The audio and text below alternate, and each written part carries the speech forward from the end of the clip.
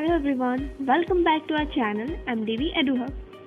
In this lecture, we will be discussing the topic wave nature of electromagnetic radiation. So let's get started.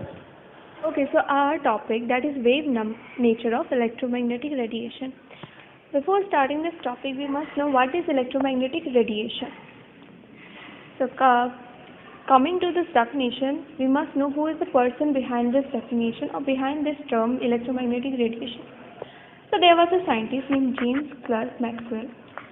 James clerk Maxwell ने क्या किया, उन्होंने थोड़ी बहुत mathematical calculations और उन्होंने इस एक सिंपल स्टेटमेंट सपोज किया था which was brought to him by his own experiment. उन्होंने क्या बोला कि कोई भी चार्ज पार्टिकल, कोई भी इलेक्ट्रिकली चार्ज पार्टिकल अगर एक्सीलरेट होता है तो उसमें से कुछ इलेक्ट्रिक और मैग्नेटिक फील्ड प्रोड्यूस होते हैं. It can be positively charged or negatively charged, but the thing is, some waves are transmitted from it, and these waves oscillate.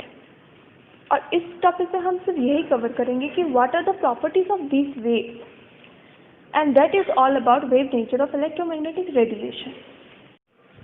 अब बात करते हैं इस इलेक्ट्रोमैग्नेटिक वेव्स की प्रॉपर्टी के बारे में. तो इस फिगर में आप देख सकते हैं कि यहाँ पे इलेक्ट्रिक फील्ड ऐसे ऑसिलेट कर रहा है. ये है electric field and the blue one which is propagating in the ZX plane is the magnetic field. So the first property is very important and it is that कि electric field और magnetic field ये लोग दोनों mutually perpendicular direction में propagate करते हैं. ठीक है.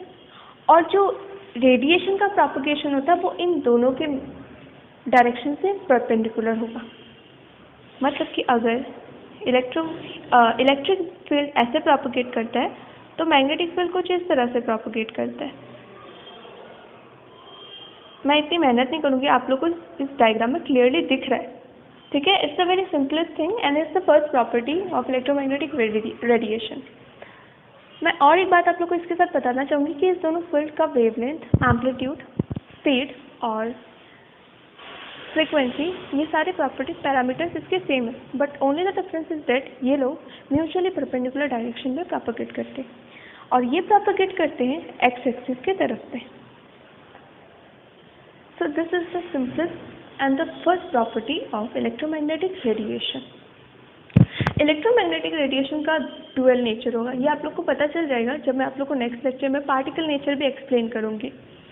And we all know that ये इलेक्ट्रोमैग्नेटिक रेडिएशन की स्टडी बहुत इंपॉर्टेंट है बिकॉज नील बोर ने इसी के हेल्प से जो हमारा एटॉमिक मॉडल है जो नील बोर ने प्रपोज किया था वो इसी के हेल्प से किया था. So this is a very important topic. अब हम बात करेंगे प्रॉपर्टीज़ ऑफ इलेक्ट्रोमैग्नेटिक वेव्स. एक प्रॉपर्टी तो मैंने आप लोगों को पहले बता दिया है. सेकेंड प्रॉपर्टी क्या है? सेकेंड प्रॉपर्टी है, प्लीज़ आप लोग ये नोट डाउन कर लो, काफ़ी इम्पॉर्टेंट है. सेकेंड प्रॉपर्टी ये कहता है कि ये जो इलेक्ट्रोमैग्नेटिक वेव या इलेक्ट्रोमैग्नेटिक रेडिएशन, ये वेव को कोई भी मीडियम की ज़रूरत नहीं है.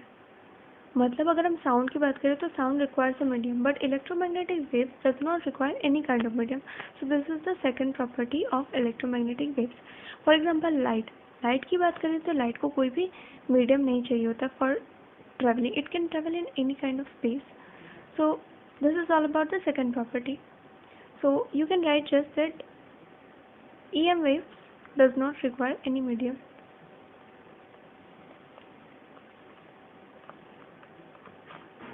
मैं यहाँ पे बहुत गंदे से लिख रही हूँ. आई जस्ट होप आप लोग अच्छे से लिख लो. द पॉइंट इज आप लोग को समझ में आना चाहिए. सो आई होप आप लोगों ने लिख लिया होगा. सो ये सब प्रॉपर्टीज़ बहुत सिंपल प्रॉपर्टीज़ है. मैं थर्ड प्रॉपर्टी की बात करना चाहूँगी. तो थर्ड प्रॉपर्टी काफ़ी ज़्यादा इंपॉर्टेंट है. थर्ड प्रॉपर्टी में ये कहा जाता है कि जो इलेक्ट्रोमैग्नेटिक वेव, जितने भी सारे इलेक्ट्रोमैग्नेटिक वेव्स हैं, तो फॉर एग्जांपल वेव्स हैं X rays, gamma rays, infrared, microwave, ultraviolet and few more. तो ये सब कॉन्स्टिट्यूट करता है इलेक्ट्रोमैग्नेटिक स्पेक्ट्रम। और इन ये X ray, gamma rays, infrared और बाकी सब, इनके बीच में यही डिफरेंस है कि इनका वेवलेंथ और फ्रिक्वेंसी टोटली डिफरेंट है। So this is the third property, और ये सिर्फ एक टर्म पे टिका हुआ है, वो है electromagnetic spectrum. And it's very simple, but आप लोग को एक चीज़ करना है कि एनसीईआरटी बुक में एक टेबल है। I can just show the table in any other video someday, but इस वीडियो में तो मैंने वो टेबल मेंशन नहीं किया, लेकिन वो टेबल काफ़ी ज़्यादा इंपॉर्टेंट है। वो टेबल अगर आप लोग एक बार देख लें और उस पर आप लोग वेवलेंथ और फ्रिक्वेंसी थोड़ा नोट करके, like the highest frequency, the lowest frequency, तो इससे आप लोग को बहुत ईजी हो जाएगा, 1 मार्क के क्वेश्चन आ सकते।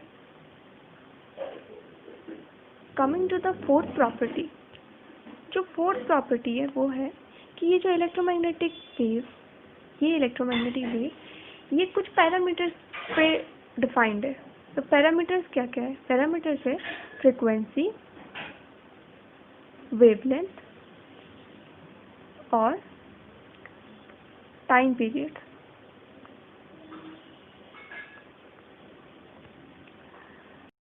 तो सबसे पहले मैं वेवलेंथ आप लोग को समझाना चाहूँगी। What is wavelength? ठीक है,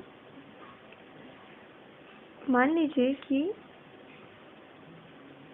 एक वेव ऐसे प्रोपेगेट कर रहा है एक्स एक्सिस की तरफ। ठीक है, ये जो इसका पिक है, इसे हम क्रेस्ट बोलते हैं। तो इन दोनों के बीच में जितना डिस्टेंस होता है वही होता है उसका वेवलेंथ, जिसे हम लैम्डा लेटर से डिनोट करते हैं। वेरी इंपॉर्टेंट, आप लोग नोट डाउन कर लो, और ये आप लोग की बुक में भी होगा। जस्ट आई थिंक कि समझ लो कि वेवलेंथ होता क्या है। जब ये वेव कुछ इस तरह से प्रोपेगेट करा है तो इस लेंथ को हम बोलते हैं वेवलेंथ। It's very simple. अब मान लीजिए कि ये एक वेव है, ये एक वेव है। मैं कुछ अच्छे तरीके से आप लोग को दिखाती हूँ।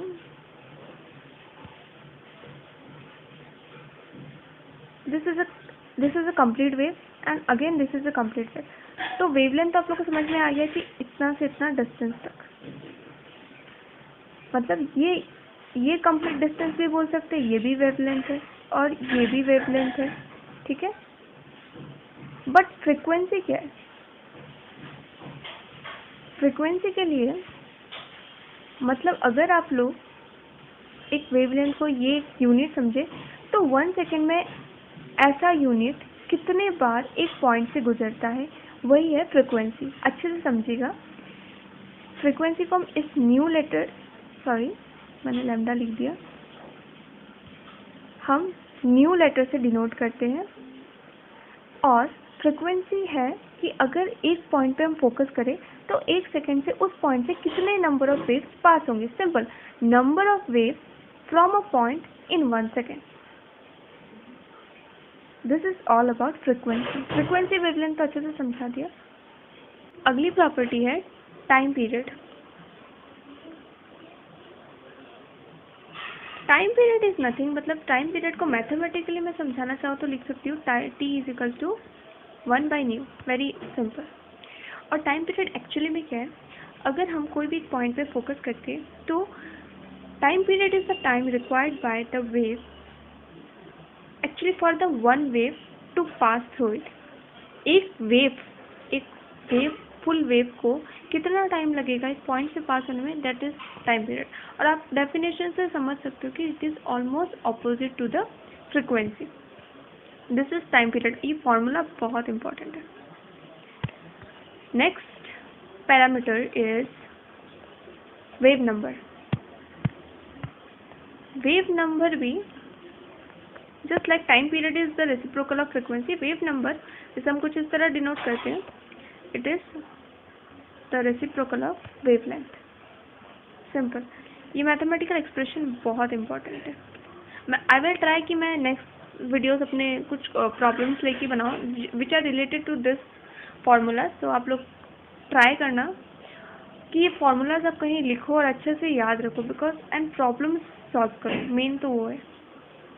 So this is all about all the parameters of electromagnetic waves and the properties of electromagnetic waves. एक फार्मूला मैं आपको बता देती हूँ जो कि बहुत इंपॉर्टेंट फार्मूला है, and it is the relation between frequency and wavelength, जो अभी तक का सबसे इम्पॉर्टेंट होगा और वो हर फॉर्मूले में, मतलब हर प्रॉब्लम में आएगा अगर इस चैप्टर से हो तो, मतलब इस पार्ट से। तो फॉर्मूला है C = लैम्डा इंटू न्यू। ये काफ़ी ज़्यादा, C है speed of the wave, speed, और लैम्डा है वेवलेंथ, और फ्रिक्वेंसी है न्यू। सिंपल। अगर आप लोग इसको डायमेंशनली भी चेक कर सकते, बिकॉज लैम्डा है लेंथ और फ्रिक्वेंसी है पर सेकेंड, सो स्पीड का डायमेंशन सेम है। और ये फॉर्मूला बहुत इंपॉर्टेंट है, मतलब कोई भी प्रॉब्लम अगर आप लोग देखोगे, आप लोग एनसीईआरटी के एग्जाम्पल्स में करोगे तो ये सब चाहिए होगा। सो ये वीडियो यहीं तक ही ख़त्म होता है। Thanks for watching the video. If you have any queries, you can ask in the comment section below.